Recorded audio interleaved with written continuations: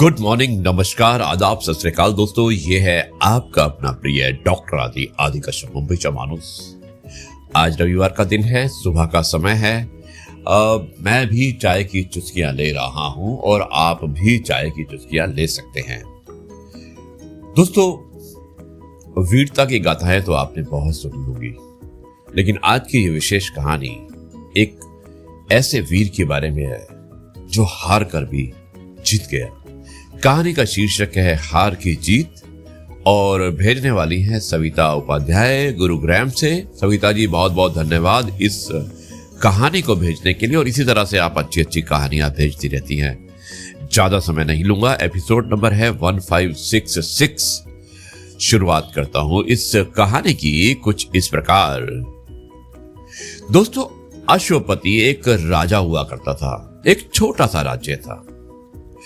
उस राजा ने कभी भी अपने राज्य के विस्तार के बारे में नहीं सोचा, बल्कि उसने सोचा कि क्यों ना मैं अपने राज्य में रहने वालों के लिए कुछ ऐसी सुविधाएं करूं, ऐसा बलवान बना दूं उन्हें कि सेल्फ सस्टेनेबल मॉडल में आ जाए। और दोस्तों, उसने ऐसा ही किया। अपने राज्य के हर नवयुवक को इतना मजबूत किया, उन्हें ट्रेनिंग दी, विशेषकर उनको सुविधाएं दी।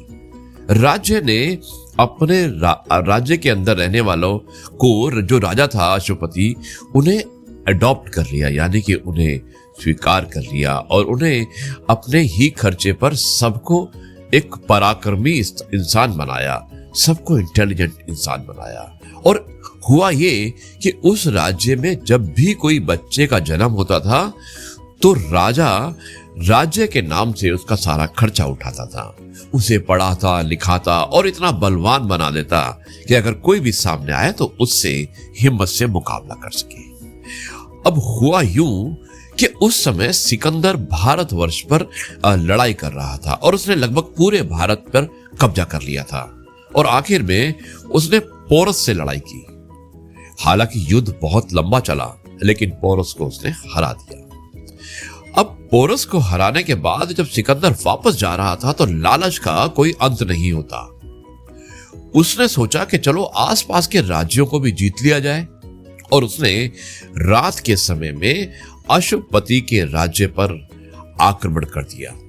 अब स्वाभाविक है कि अगर रात को आप हमला करेंगे और बिना बताए कर हमला करेंगे तो वहां की सेना तो सो रही होगी या पूरी तरह से तैयार नहीं होगी, और अश्वपति हार गया।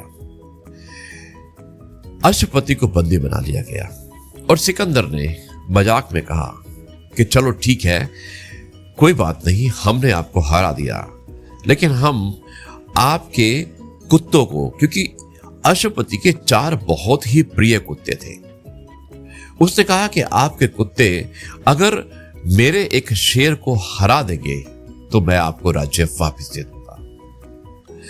राजा ने कहा कि ठीक है, आपका चैलेंज मंजूर है। और दोस्तों, उसने चैलेंज को स्वीकार कर लिया।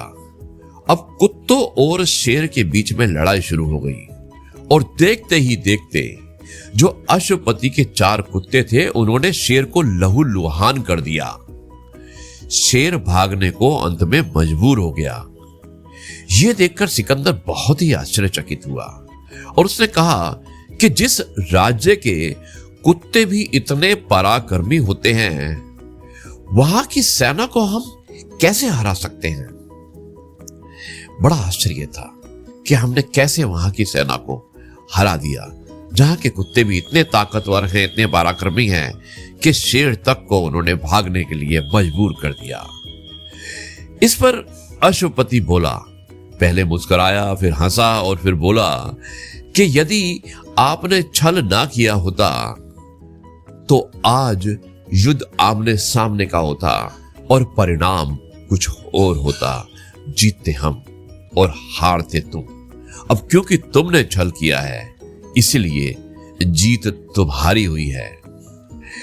अब सिकंदर को सच्चाई का पता चल चुका था।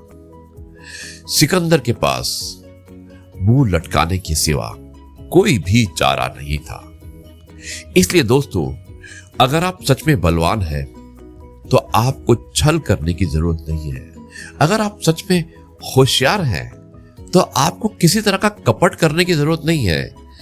जीत आपकी निश्चित होगी, शर्त यह कि आप ईमानदारी से किसी भी लड़ाई को लड़ें। दोस्तों, अब मैं इस कार्यक्रम को यहीं पर समाप्त करता हूं और कल मैं आपसे एक बार फिर से मुलाकात करूंगा कुछ नई बातों के साथ। सविता जी, बहुत बहुत धन्यवाद। रविवार की कहानी बहुत ही अच्छी थी। मुझे उम्मीद है कि सुनने वालों को भी ये कहानी अवश्य पसंद आएगी। जय गुरु जी, शुक्राना गुरु जी।